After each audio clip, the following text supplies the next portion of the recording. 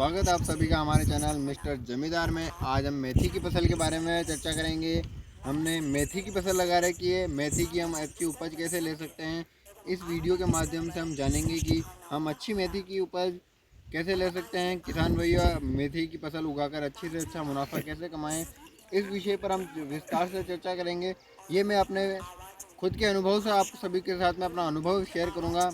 मैं 3 साल से मेथी की फसल की खेती कर रहा हूँ, वो सब आपके साथ में मेरा अनुभव शेयर करूंगा, जिसमें मैं आपको बताऊंगा कि इसको किस समय हमारे को बोनी चाहिए, किस समय हमारे को इसमें पानी देना चाहिए, कौन सी मिट्टी इसके लिए उपयुक्त है और कब कब हमारे को इसमें खाद देना है, इसके अंकुरण कितने दिन में हो जाता है। इस सभी विषयों के ऊपर हम एक एक चरण के माध्यम से चर्चा करेंगे, जिससे कि हम किसान भाइयों को समझने में भी इस सुविधा होगी और किसान भाई आसानी से समझ पाएंगे।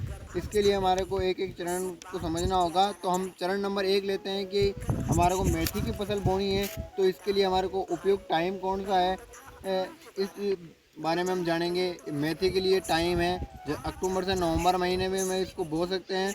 अक्टूबर से नवंबर महीने में जो हम मेथी की फसल करते हैं, उस टाइम में अगर किसान भाइयों को मेथी का भाव अच्छा मिल जाता है, जैसे 40 से 50 रुपये किलो का भाव मिल जाता है, तो उस टाइम में किसान भाई को मेथी को बाज़ार में सप्लाई कर देना चाहिए। अगर किसान भाई को इसका उचित मूल्य नहीं मिल रहा है, तो उस अक्टूबर के नवंबर महीने में अगर मेथी की फसल बो रखी है उसने, तो उसको छोड़ दे, उसको खेत में लगा रहना दे।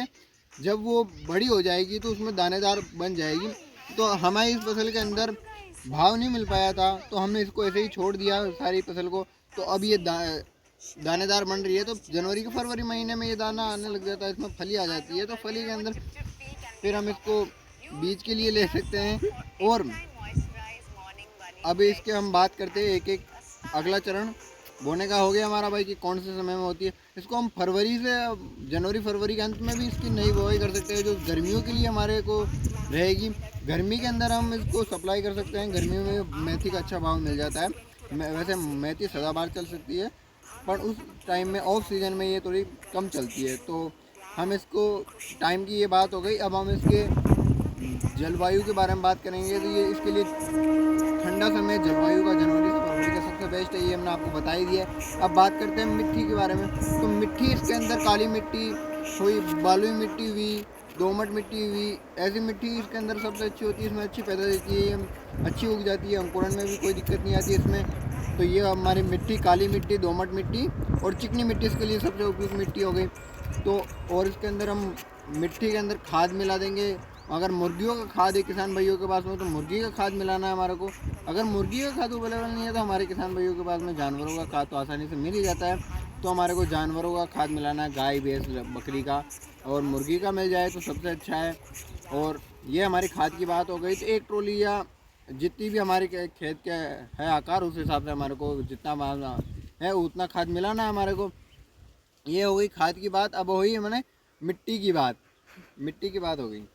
और अब है अंकुरण। मिट्टी को हम बोएंगे, इसको खेत को अच्छा तैयार करने के बाद के अंदर हम इसको मिट्टी को जैसे भी किसान भाइयों को उपयुक्त लगता है कि हाथ से छिड़क कर छिड़काव विधि से बोना चाहते हैं या मशीन के द्वारा बोना चाहते हैं, तो वैसे भी इसको बो दें। और बोने के बाद के अंदर हमारे को इसके अंदर अंकुरण इसके 3 से 4 दिन के अंदर अंकुरण हो जाता है।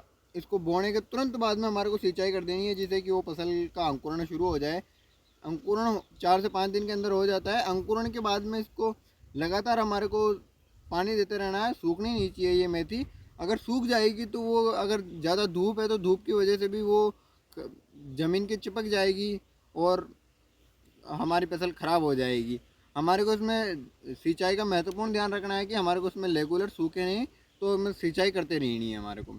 और दूसरी बात है कि अगर हमारे को इसमें अच्छी पैदावार चाहिए, तो कुछ टाइम बाद में जैसे भी मेथी 10 से 15 दिन की हो जाती है, तो उस टाइम के हमारे को एक बार अपन या तो नैनो यूरिया की खाद देनी है, या नैनो यूरिया नहीं है तो अपन को दूसरा खाद सल्फरेट ऐसे कुछ भी खाद देनी है। जैसे कि सबसे उपयुक्त है यूरिया। नैनो यूरिया का इस्तेमाल करें, आपको इसके अंदर हरापन भी देखने को मिलेगा, ये पीली भी नहीं पड़ेगी और इसमें अच्छे पोषक तत्व मिल जाएंगे, नाइट्रोजन की कमी सब चीज़ नैनो यूरिया से पर्याप्त उसको मिल जाती है। तो नैनो यूरिया सबसे अच्छी दवाई है। इफ्को की नैनो यूरिया डालें।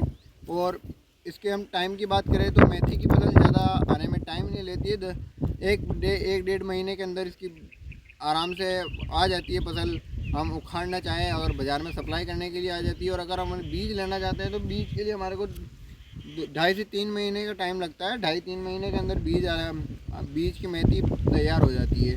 तो ये ज़्यादा लंबी फसल भी नहीं चलती है और अच्छा मुनाफा भी देती है किसान भाइयों को। इसके अंदर अगर मेथी का भाव नहीं मिल पाता है तो कोई बात नहीं, किसान भाई इसको बीज के लिए रख सकते हैं। बीज का अच्छा मुनाफा मिल जाता है। बीज में तो हम जब तक हमारे पास में सेविंग करने का टाइम है तो उस टाइम तक हम इसको सुरक्षित रख सकते हैं। और जब बाज़ार में हमारे को लग रहा है कि भाव आ गया है, उस टाइम में हम इसको बाज़ार में सप्लाई कर सकते हैं। तो मेथी की फसल हमारे को किसी भी प्रकार से नुकसान नहीं देती है। किसान भाइयों को मेथी में 100% मुनाफा मिलता है। जी धन्यवाद। ऐसी ही नई नई वीडियो देखने के लिए हमारे चैनल को सब्सक्राइब कीजिए प्लीज़, और हमें सपोर्ट कीजिए कि हम आपके लिए ऐसी ही नई नई वीडियो आगे भी लेकर आते रहें और आपको जानकारी दे सकें।